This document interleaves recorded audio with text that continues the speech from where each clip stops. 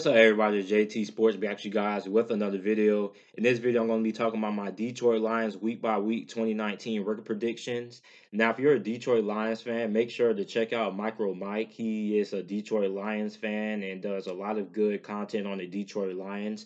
So, if you're a Detroit Lions fan, make sure to subscribe to him. It should be a card popping up for his channel that you can just go ahead and subscribe to it. So Detroit Lions, I'm very high on the Detroit Lions. At least I think I'm very high on the Detroit Lions because they are very, very improved. But I'm going to see just how high I am on the Detroit Lions when I start doing my predictions. Now, week one they play the Arizona Cardinals. I have no win in this game. Now, look, people keep on talking about, oh, the Arizona Cardinals. Nobody has ever seen his offense. You don't want to play the Arizona Cardinals early because how unpredictable their offense is, and that's a whole bunch of baloney to me. Because look, I think a lot of people are getting the misinterpretation of what Chip Kelly did his first year and the success he had with the Philadelphia Eagles because of his offense, but it just wasn't his offense. It was the fact that Chip Kelly, his offense, and how good of a team that he had because he had a top 15 roster. Unlike Cliff Kingsbury, he's getting the worst roster, arguably the worst roster in the NFL. Chip Kelly had Deshaun Jackson, Jason Avant, I think. Had a very good offensive line. You had Michael Vick, who was a very good part of that offense when healthy. Then you also had Nick Foles, who was very good in that offense as well. Then you had a solid defense as well. It wasn't bad, but it wasn't good either. It was very average. So he had a top 15 roster. That's the reason why he was so successful. But the Arizona Cardinals, they don't match up well with the Detroit Lions. The Detroit Lions defensive line is very, very good, and they should get the better of the Arizona Cardinals matchup up front. And a lot of people are saying this because of the air raid offense. But listen, if you watch the NFL, it's a lot of air raid concepts that are in the NFL. Just nobody really points them out like that. If you watch the Brett Carlman video, that's a video that I really like because it explains how the air raid offense already has a bunch of implementations in different ways in the NFL. So I think the narrative that the people think the Arizona Cardinals are going to be very good to start off the season because nobody has tape on them, I think that's wrong. I think coaching matters, but also the talent. I mean, you got to look at how bad the Arizona Cardinals offensive line is. It's not that good, and the Detroit Lions should be able to beat the Arizona Cardinals fairly easily, to be honest. I think the Arizona Cardinals give them a challenge, but I think the Detroit Lions are going to win that game by two or more scores. Week two, they played the LA Chargers.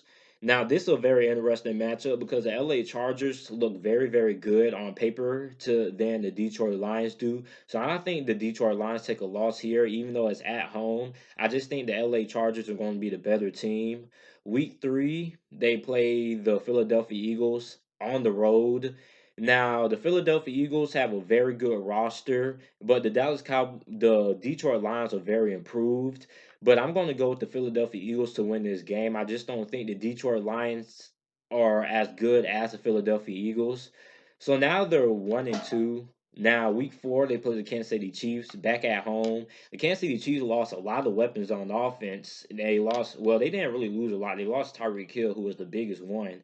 But I mean, that's a big loss when you consider how big of a part that Tyreek Hill played in that offense. And now you're going to be relying on Miko Hardman, a rookie, and then you're relying on Sammy Watkins, Sammy Watkins got his contract and did basically he hasn't been good since his rookie season at Buffalo, which is probably the best season he's had, or his second year playing for the Buffalo Bills. So this is a very good matchup that can go either way, but I think the Kansas City Chiefs win this some way, somehow, just because I think Andy Reid is going to be able to outcoach Matt Patricia. It's going to be very interesting. Always interesting when you see a good offensive minded coach versus a very solid defensive minded coach.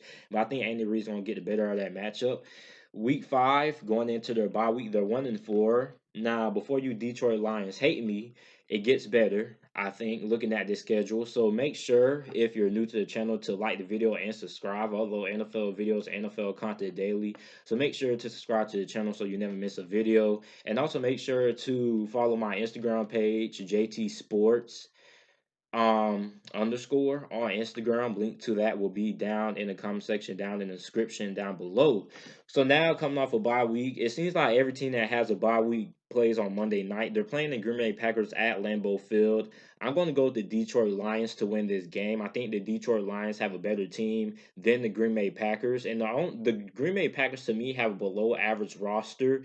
But it's just the fact that they have Aaron Rodgers is the reason why that roster, which by most people will be considered above average or average considering how you look at it. But without Aaron Rodgers, that's a very below average roster.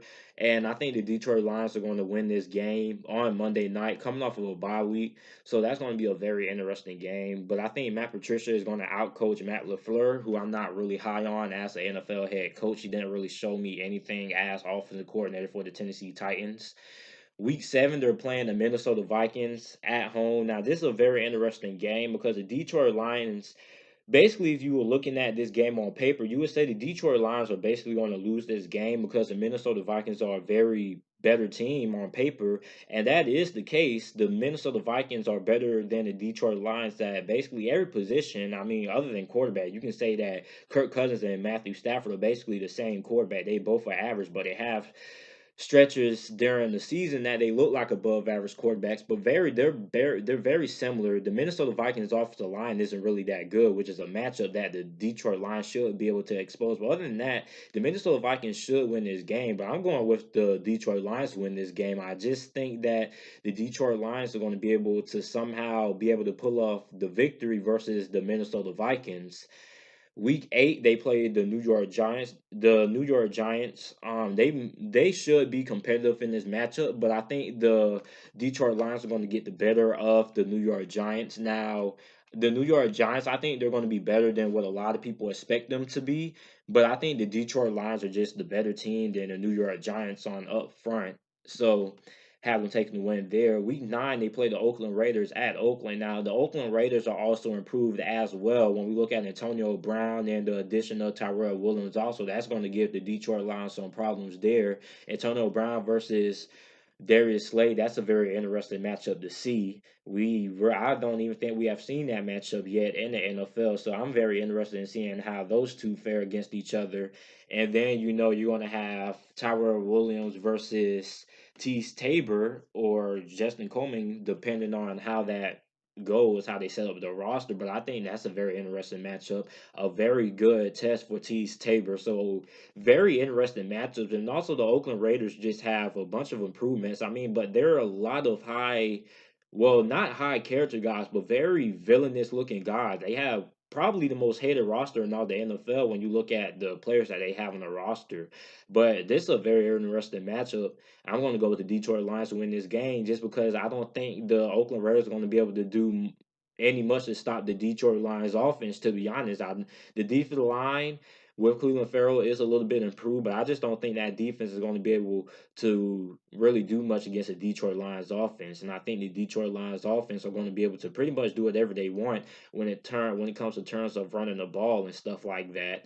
Week 10, they play the Chicago Bears at Chicago. Now, during this time of year, it's very hard to play the Chicago Bears because it gets very cold. It also gets very cold in Detroit, but I think it's very tough to play in Chicago basically after week 8 because Chicago is a very hard place to play in and it gets very, very cold. And this is going to be one of those games that you're not going to see a lot of passing. You're going to see a lot of running the football in these games. And I think the Chicago Bears are going to win this game just because I think they have the better team on both sides of the ball up front. Their offensive line is going to be able to beat Detroit up front, even though I think the Detroit Lions defensive line is pretty good, I just think the Chicago Bears offensive line should be able to get the best of that matchup slightly. So I'm going to go with the Chicago Bears. Week 11, they play the Dallas Cowboys. I'm going to give them another loss here. That's two straight losses, and that's just because the Dallas Cowboys are just a way better team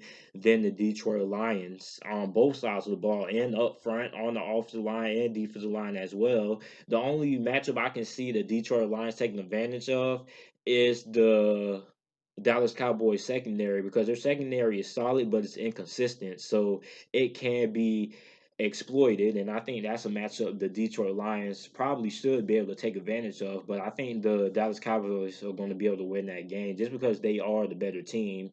Week 12, they play the Washington Redskins. Some people had them losing to the Washington Redskins. I can see why, because the Washington Redskins are a very, very good team up front. When you look at their front seven, even without Reuben Foster, their front seven is very good. You got Deron Payne there. You got Ryan Kerrigan.